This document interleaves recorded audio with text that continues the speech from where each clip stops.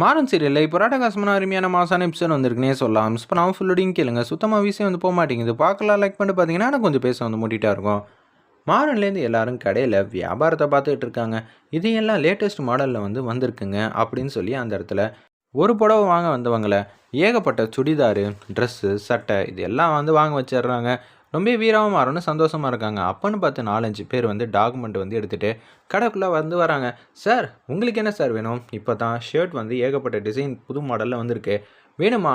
எங்களுக்கு இந்த கடை தான் வேணும். என்ன சார் சொன்னீங்க? கடையா? கடையெல்லாம் விற்கிறதுக்கு இல்லை சார், நாங்கள் துணி தான் விற்கிறோம். இல்லை தம்பி, கடை தான் வேணும். என்ன சார் வியாபார நேரத்தில் வந்து காமெடி பண்ணிகிட்டு இருக்கீங்களா?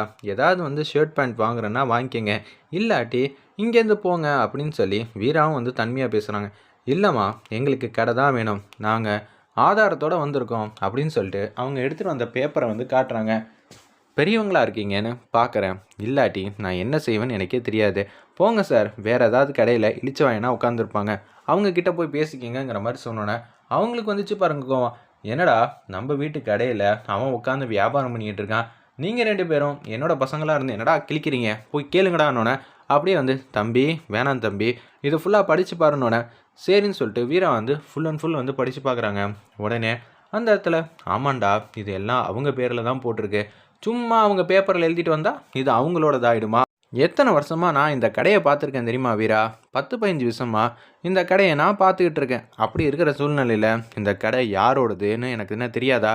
சும்மா பேப்பர் எடுத்துகிட்டு வந்தீங்கன்னா ஏதாவது பிரச்சனையாயிட போகுது, யார் என்ன ஏதுன்னு தெரியாமல் பேசாதீங்க, சரிப்பட்டு வராதுன்னு பேப்பரை தூக்கி வீசுகிறாங்க.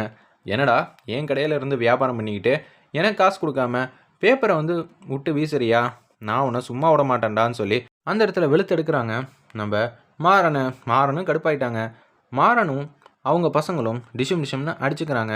இது எல்லாத்தையும் பார்க்குறாங்க ராமச்சந்திரன்லேருந்து ராகவன், கார்த்தி. அப்பா எய்த்த கடையில் ஏதோ பிரச்சனைப்பா, தம்பிக்கிட்ட வந்து யாரோ ஒம்பளுத்துக்கிட்டு இருக்காங்க, நான் என்ன ஏதுன்னு கேட்டு வந்துடுறேன்னு சொல்லிட்டு என்னடா அவனை வியாபாரம் பண்ண சொன்னால் சண்டை போட்டுக்கிட்டு இருக்கான், அவன் சத்தியமாக திருந்தவே மாட்டானா அப்படின்னு சொல்லி ராமச்சந்திரன் தப்பாக புரிஞ்சுக்கிட்டு இருக்காங்க அந்த இடத்துல. உடனே வேக வேகமாக ராகவன் வந்து விலக்கி விட்றாங்க. என்ன நடக்குது ஒன்றும் புரியலையே அப்படின்னு சொல்லி ராகவன் வந்து கேட்குறாங்க. ஏய் அவங்களோட கடைன்னு சொல்லி பிரச்சனை பண்ணிகிட்டு இருக்காங்க, இதெல்லாம் கொஞ்சம் கூட நல்லதுக்கு இல்லைங்கிற மாதிரி ராகவன் வந்து பேசிகிட்டு இருக்கிறப்ப, என்னடா எல்லாரும் வந்து எங்களை சொல்லி ஏமாத்தலான்னு பார்க்குறீங்களா? இதை படித்து பாருப்பா, நானும் ஆரம்பத்துலேருந்து பார்த்துட்ருக்கேன், இதை படித்து பாருன்னு சொல்லிகிட்டு இருக்கேன். சரி நான் பொறுமையாக நிதானமாக வந்து பேசுகிறேன், அதுக்கப்புறம் நீ வந்து விளக்க வந்து சொல்லு அப்படின்னு சொல்லிகிட்டு இருக்காங்க அந்த டாக்குமெண்ட்டை எடுத்துகிட்டு வந்தவங்க. சரி நான் கேட்குறேன் சார், என் தம்பி வந்து கோவக்காரனாக இருப்பான், முதல்ல எப்படி சொல்கிறீங்க? இந்த கடையை யார்கிட்டேருந்து முதல்ல வாங்கினாரு, அவங்க பேர் என்ன அப்படின்னு சொல்லி மொத்த ஜாதகத்தையும் வந்து சொல்கிறாங்க. ஆமாங்க, அவங்கக்கிட்ட தான் நான் வாங்கினேன், அவன் வேறு யாரும் இல்லை, என்னோட தம்பி தான். முதல்ல அவனுக்கு ஃபோன் அடித்து இந்த கடை யார் பேரில் இருக்குது என்ன இருக்குன்னு முதல்ல என் பேரை சொல்லி கேளு, அதான் டாக்குமெண்ட்டில் பேரை பார்த்துருப்பல்ல அப்படின்னு சொன்னோன்னே, அவங்க சொல்கிறது நியாயமாக தான் இருக்குது, நம்ம முதல்ல ஃபோன் அடித்து கேட்போன்னு சொல்லிட்டு ஃபோன் அடிக்கலான்னு வராங்க. ராமச்சந்திரன் வந்துடுறாங்க. நடந்த விஷயத்தெல்லாம் வந்து கேட்டு தெரிஞ்சுக்கிறாங்க. அச்சச்சோ என்னடா அது இப்படியெல்லாம் வந்து நடக்குது, நம்ம சொல்லி தான் மாறனுக்கு இந்த கடையே கிடச்சிச்சிங்கிற மாதிரி யோசிச்சுட்ருக்காரு நம்ம ராமச்சந்திரன் அந்த இடத்துல. அப்போன்னு பார்த்து, சார் நீங்கள் தான் எனக்கு கொடுத்தீங்க, ஆனால் யாரோ ஒருத்தவங்க வந்திருக்காங்க, அவங்க வேறு யாரும் இல்லைப்பா, என் அண்ணன் தான், அவங்க சொன்னது எல்லாம் உண்மை தான், அவங்க பேரில் தான் பத்திரம் எல்லாமே இருக்குது. என்னென்ன நீங்கள் சொன்னீங்கிறனால தானே வியாபாரம் நல்லா போயிட்டுருக்கிறப்ப திருப்பி இப்போ நான் கடைக்கு எங்கே போவேன்? அது மட்டும் இல்லாமல் வாங்கின ஏகப்பட்ட ஜாமான்லாம் கடனில் தான் வாங்கியிருக்கேன். துணி கடை நடத்துறது உங்களுக்கு 10-15 வருஷமாக அந்த ஃபீல்டில் இருக்கீங்க, என்ன ஏதுன்னு உங்களுக்கு தெரியாதா? என்னென்ன நீங்கள் இப்படி பண்ணுவீங்கன்னு நான் நினச்சி கூட பார்க்கல. இப்போ எப்படிண்ணே இந்த ஜாமான்லாம் எடுத்துகிட்டு நான் வெளியில் போவேனா? மாறா, தப்பெல்லாம் என்னோட தான், என்ன மன்னிச்சிரு. எனக்கு தர வேண்டிய பணத்தை 8 லட்சம் பாக்கி இருக்குல்ல, அதை வேணால் நீ அவர்கிட்ட கொடுத்துரு, நான் எங்கள் அண்ணன்கிட்ட வந்து பேசிடுறேன்னு சொல்லிட்டு ஃபோனை வச்சிடுறாங்க. என் தம்பி என்ன சொன்னான்? என் தம்பியோட கடைன்னு நீங்கள் நினச்சிக்கிட்டு இருக்கீங்க, அது என்னோட கடைன்னு நான் சொல்ல வரத்துக்குள்ளே என் தம்பி என்கிட்ட கேட்காம அவன் யார் விற்கிறதுக்கு? எனக்கு செம கோவம் வருது, நான் கேட்டதெல்லாம் தப்பா அப்படின்னு சொல்லி ராமச்சந்திரன் வந்து கேட்குறாங்க. என் தம்பிக்காக வியாபாரம் பண்ண நான் கொடுத்துருந்தேன், அவன் மாதம் மாதம் எனக்கு வாடகை கொடுத்துருந்தான், என்கிட்ட கேட்காம என் தம்பிக்காரன் உங்கள்கிட்ட விற்றுட்டானா நான் யார்கிட்டயா வாடகை வாங்குவேன்? என் சொத்துக்கு அவன் உரிமை கொண்டாடிக்கிட்டு இருக்கான், அதை தப்புன்னு சொல்லி கேட்டு நியாயத்தை கேட்க வந்தா இப்படி பண்ணிகிட்டு இருக்கீங்க அப்படின்னு சொல்லி கடுப்பாயிட்டாங்க. வீரா வந்து தன்மையாக பேசுகிறாங்க. ஐயா இந்த மாதிரி விஷயம்லாம் எங்களுக்கு தெரியாது, உங்கள் பக்கம் தான் நியாயம் இருக்குது, மாறன் பேசுனதுக்காக நான் உங்ககிட்ட மன்னிப்பு கேட்குறேன், நான் எதுக்குமா நீங்கள் பேசுகிற மன்னிப்பெல்லாம் வந்து கேட்கணும்? கோவமா இருக்கீங்களா? கோவப்படுறதுனால உனக்கும் பிரயோஜனம் இல்லை, எனக்கும் பிரயோஜனம் இல்லை.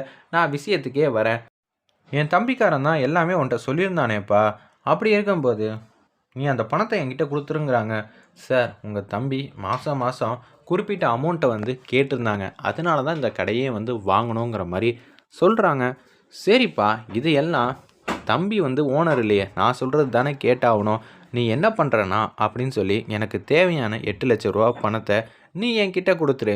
என் தம்பிக்கிட்ட கொடுத்த பணம் தம்பிக்கிட்டேயே வந்து இருக்கட்டும். நான் அந்த காசையும் வந்து என்கிட்ட கொடுன்னு அநியாயம் பண்ணுறவன்லாம் நான் கிடையாது. ஆனால் உனக்கான டைம் 24 மணி நேரம் தான் அப்படின்னு சொல்லிடுறாங்க அந்த கடையோட ஓனரு. இதை கேட்ட உடனே, சார் எப்படி சார் எங்களால் 24 மணி நேரத்தில் 8,00,000 வந்து கொடுக்க முடியும் அப்படின்னு சொல்லி கேட்ட உடனே, என்னம்மா நீங்கள் என்ன லேசுப்பட்டவங்களா?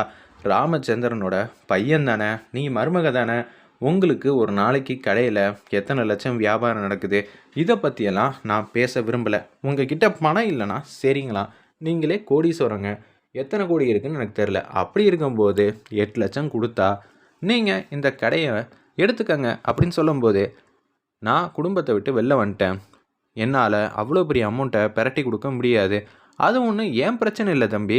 8,00,000 கொடுத்து வாங்கிறதுக்கு 2-3 பேர் இருக்காங்க. உன்னால் கொடுக்க முடியாதுன்னு சொன்னனா இந்த கடையை நாளைக்கு இல்லை நாளான்னைக்குள்ளே காலி பண்ணிடு. நாளைக்கு வருவேன், நீ கொடுத்தனா இது உன்னோடது, இல்லைனா இது உன்னோடது இல்லை. ராமச்சந்திரன் பார்த்துக்கங்க, அவ்வளோதான் சொல்ல முடியும் அப்படின்னு அவங்க வந்து பேசுகிறாங்க. உடனே என்ன சொல்கிறதுனே தெரியாமல் அவங்க மாட்டுக்கும் போகிறாங்க.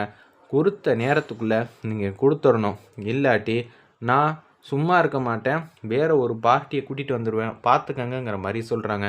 ஏன் மேலேயே அடிக்கிறீங்க, நான் உண்டுலன்னு ஆக்கியிருக்கணும், இருந்தாலும் வளர்கிற பையனாச்சேன்னு சொல்லிட்டு தான் நான் அமைதியாக போகிறேன்னு சொல்லிட்டு அவங்க மாட்டுக்கும் போகிறாங்க. எப்போ பார்த்தாலும் கோவம் கோவம், யார் என்ன சொல்கிறாங்கன்னு காது கொடுத்து கேட்கவே மாட்டானாமா. இவன் மாட்டுக்கும் அவங்க பசங்களையும் அவர் பெரியவரையும் அடிக்கிறதுக்கு வரான் நம்ம மாறன். இதெல்லாம் சரின்னு வருமா? வியாபாரம்னா தன்மை தான் வேணும். நம்ம மேலே தப்பே இல்லைன்னா கூட கோவப்படக்கூடாது, அமைதியாக இருந்து காரியத்தை சாதிக்கணும். இப்போ நீ துணி வாங்குற இடத்துல நீ காசு வந்து கொடுத்துருந்தாலும் கொடுக்கலன்னு சொன்னால் நீ என்ன பண்ணுவ? நான் கொடுத்துட்டேன்னு சொல்லி அவனை டிஷம் பண்ணனா உனக்கு துணியே கொடுக்க மாட்டான். அப்புறம் யாரை நம்பி நீ இந்த பிஸ்னஸை வந்து ரன் பண்ணுவேன்? வேறு யார்ட்டையாவது வாங்குவேன்னு பார்த்தா அவங்களுக்குள்ள ஒரு டீம் இருக்கும், யாருக்கிட்டேயும் உன்னால் துணியே வாங்க முடியாது. அப்புறம் என்னடா பண்ணுவேன்? ஒரு இடத்துல போச்சுன்னா இன்னொரு இடத்துல வரும். இல்லைங்க நீங்கள் தவறுதெல்லாம் வந்து சொல்கிறீங்க, நான் கொடுத்துட்டேன் அப்படின்னு சொல்லணும். புரியலனா காசோலையில் அவங்களுக்கு காசு கொடுத்துட்டா நிச்சயம் அவங்க ஏமாற்ற முடியாது. இதையெல்லாம் பேசிக் எதுவுமே தெரியாமல் எடுத்தவங்க கவுத்தோன்னு இது மாதிரி டிஷும் பண்ணனா உன்னால் ஜெயிக்கவே முடியாது. பணத்தை ரெடி பண்ண சொல்லு, பிஸ்னஸ்ன்னு வந்துட்டா எப்போ எப்படி காசு தேவைப்படும்னே சொல்ல முடியாதுன்னு ராமச்சந்திரன் பேசுகிறாப்புல.